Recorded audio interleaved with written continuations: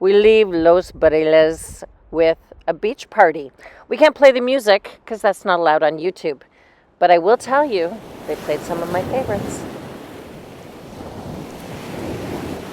We went to an area that very few van lifers go, particularly women who are on their own. It is the eastern coast, right along the ocean, and it was really windy. We started in La Ribera, and it was a holiday. It was also the last of the paved roads for a while. And as we got deeper into the coastal region of Baja, the roads got tougher to navigate, and we were utterly alone.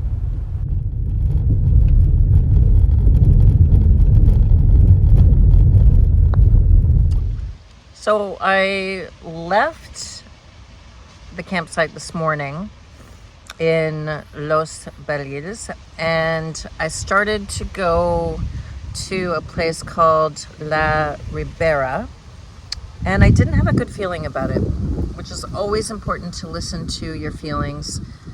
It was 10:30 in the morning. Everything was shuttered. The winds were really high. I'm going to show you some pictures of that. So there was nobody on the beach, nobody around. I didn't see any van lifers, which always gives me comfort. So I decided to keep going.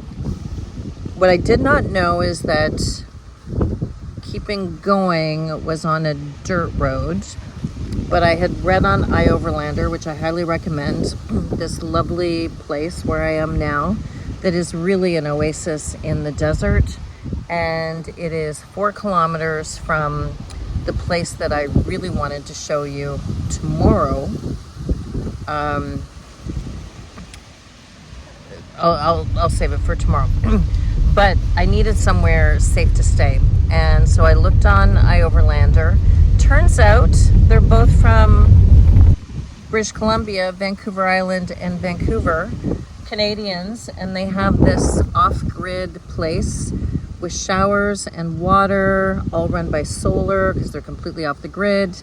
And so I'm here, and it was time to make lunch, which I'm going to show you my $2 or $3 lunch. And I'm now settled in for the day, and I will go to the place that I really wanted to show you tomorrow morning.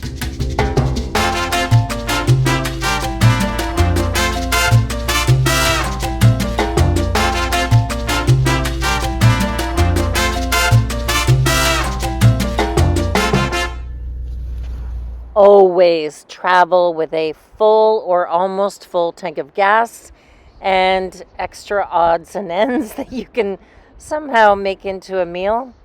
Some kind of Caesar salad with some spices. Always make sure that you have water if you decide to go into an area that is not heavily populated.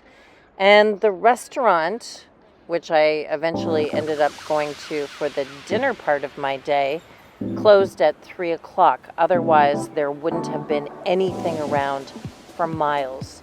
But this was the beautiful campground.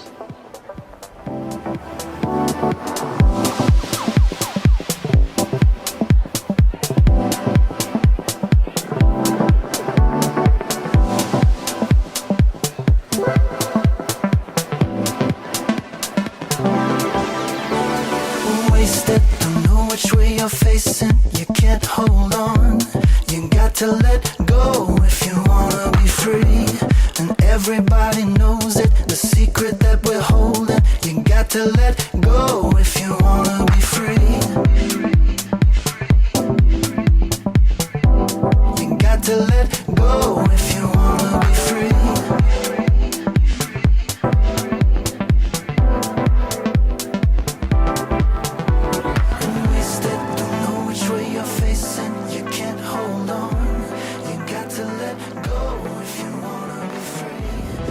I just wanted to add one more thing is, I know that I might get some comments from people saying, oh, I stayed here and I stayed there and it's perfectly safe. It's a beautiful spot, alone on a beach. You're all by yourself. I'm going to guess that the people that say that are not women who travel alone. So being alone, completely alone on a beach is not a selling point for me. I want other van lifers around. I want people that basically have set up some kind of small community. I do not want to be alone on a beach in the middle of nowhere. I travel alone with a dog who is not ever going to be able to defend me. And it's different when you're a woman traveling alone, particularly maybe an older woman. I'm 57. I don't know if it's different from younger women because I'm not one, but I do not want to be in the middle of nowhere by myself. Just is what it is.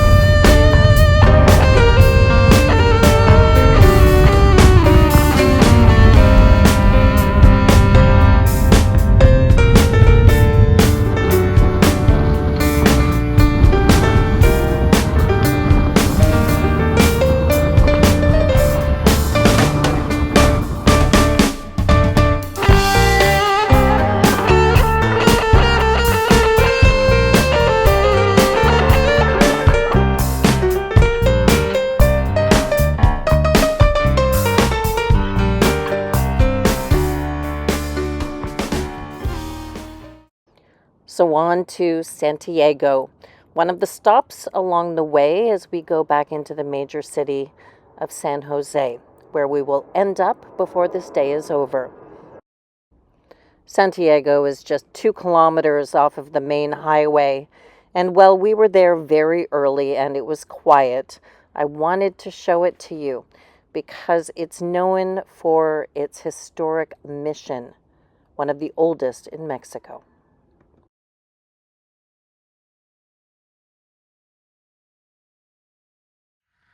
You can hear the roosters.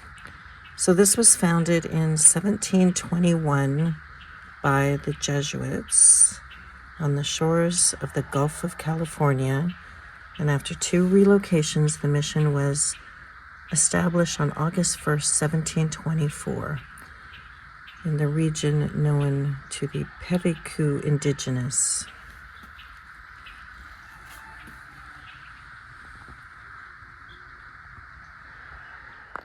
Back on the highway, we stopped at the center of the earth, so to speak. This is where the northern hemisphere and the southern hemisphere meet, and you can stand on either side of the dividing line or do downward dog and pay tribute to it. So the Tropic of Cancer, if you can't read this, is the imaginary line on the Earth's latitude circle. So named because during the summer solstice in the northern hemisphere around June 21st, the sun reaches its highest point on this circle, marking the beginning of the northern hemisphere's boreal summer. So after about an hour of walking off some back pain, we were heading in the right direction, back to San Jose. Getting a little road weary, we found another oasis thanks to iOverlander right inside the city of the pulsating San Jose del Cabo.